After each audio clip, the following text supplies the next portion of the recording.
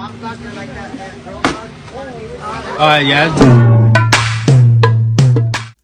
Саламатсыздар ма оқушылар, бүгінгі біздің бірінші тақырыбымыз екі нүктенің координаталары және екі нүктенің ара қашықтығы туралы болады.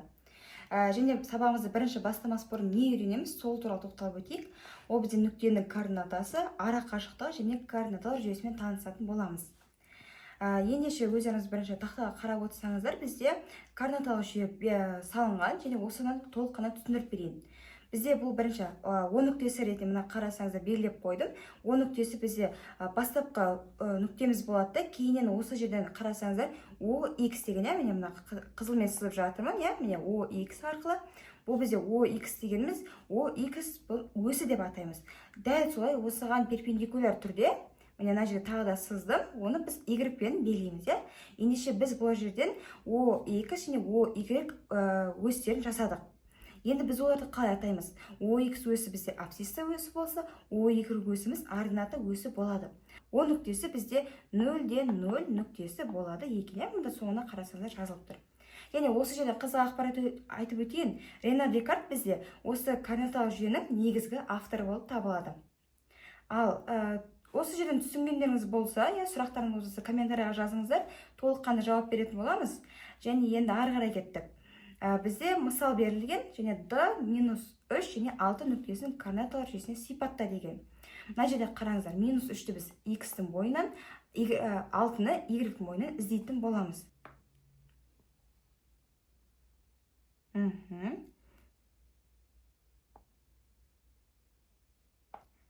Енді қараңыздар, тура жаңағыдай бізде мына жерімізде X өсі, мына жерімізде Y өсі. Енді біз X-тің бойынан -3-ті табайық. Яғни мынау бізде O нүктесі бастапқы нүктеміз болса, былай қарай бізде 1, 2, 3 болып кетсе, минус шығамыз, яғни теріс шығымдарымыз бізде солға қарай кетеді. Осы жерде міне 1, 2, 3, -3-ге келдік.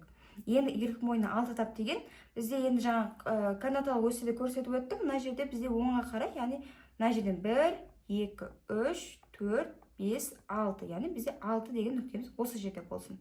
Енді екеуінің қиылысу үшін бұлай жасап шығайық.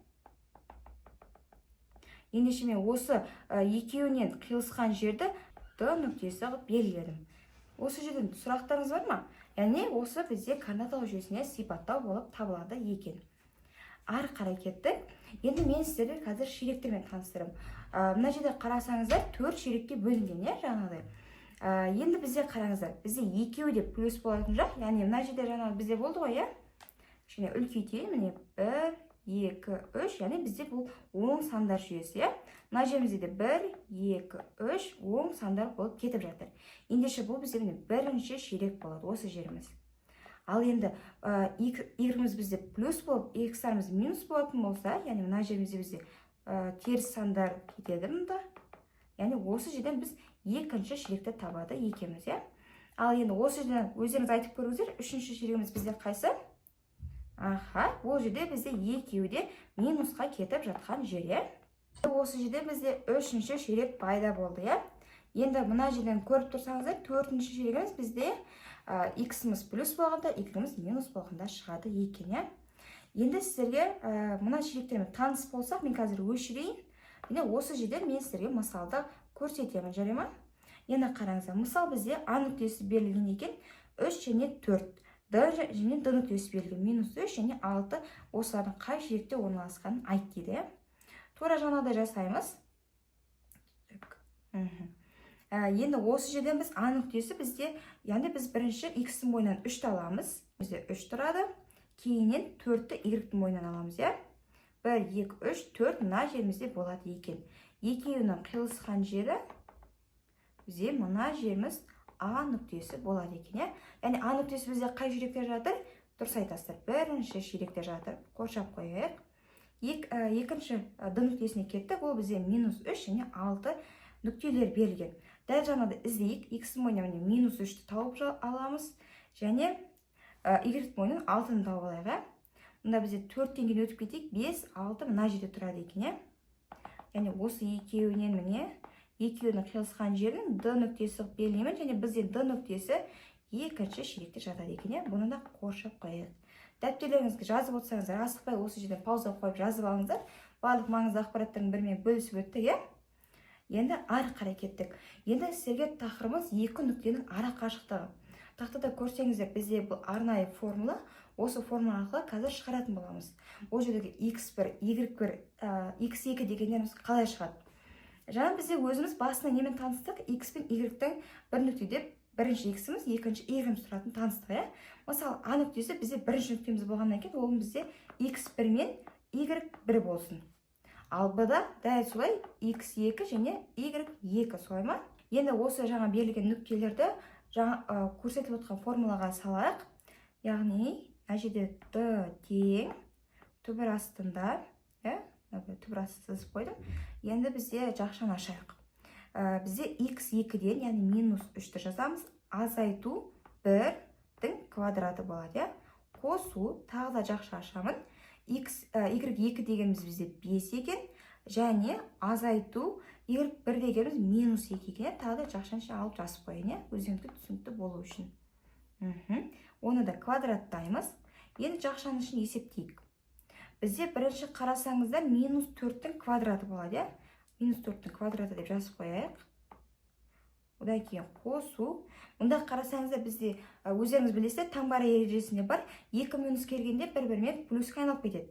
Ендеше 5-ке 2-ні қосылып кетеді, ол 7 болып, 7-нің квадраты болып түседі мұнда.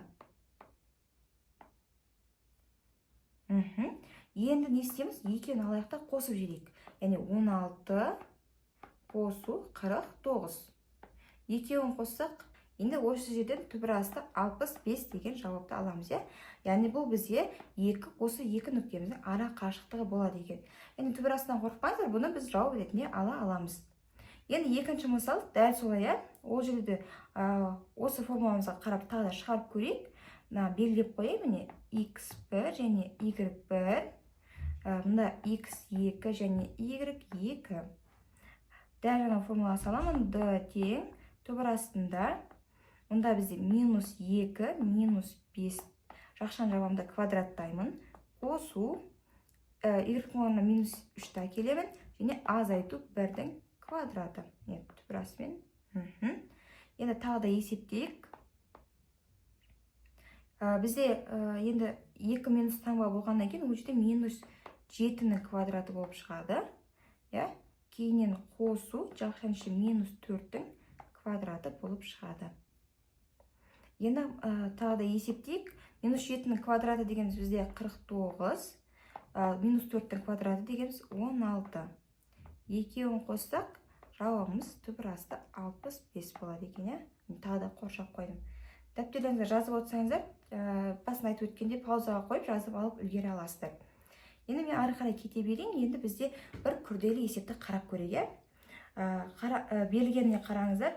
А бізде x1, ал y1-дің орнына x1-імізге біз 1-ді қосады екенбіз.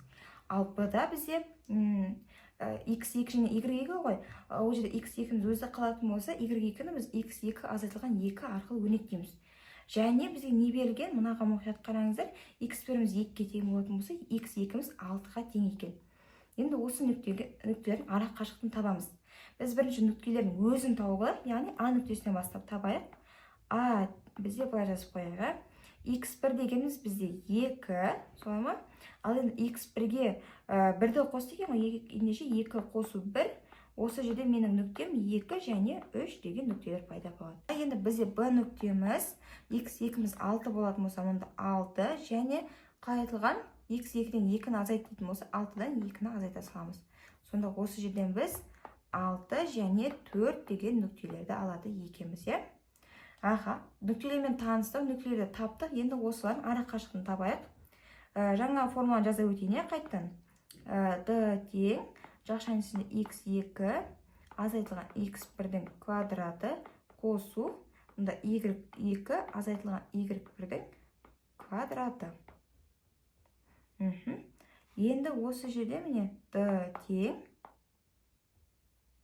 x2 дегеніміз бізде 6, жақшаны ашып қояйық, және мұнда азайтылған 2-нің квадраты қосу.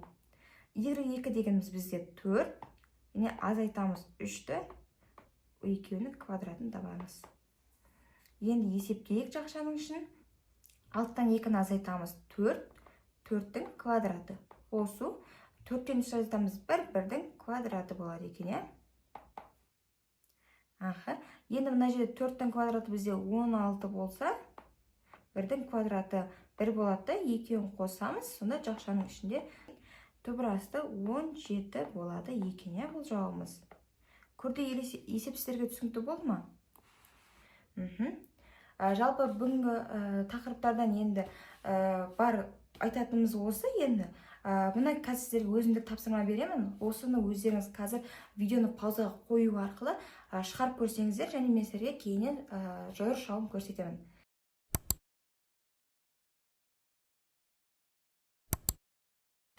Мінде қараңыздар, бізде бірінші жауабымыз бірінші шекте жату керек. Және екінші бізде А және Б нүктелеріміз ара қашықтығы жауабы 5 шығу керек. Ал енді үшінші нүктеміз, енді бізде сәл күрделі есеп болды. Жауабымыз 4 бүтін түбірасты 5 деген жауап шығу керек. Жауаптарыңызды тексеріп көріңіздер, комментарияға жазып өтіңіздер. Дұрыс жауаптарға біз лайк қойып отырамыз. Енді бүгінгі тақырыбымыз осы. Келесі сабақта кездескенше сау болыңыздар.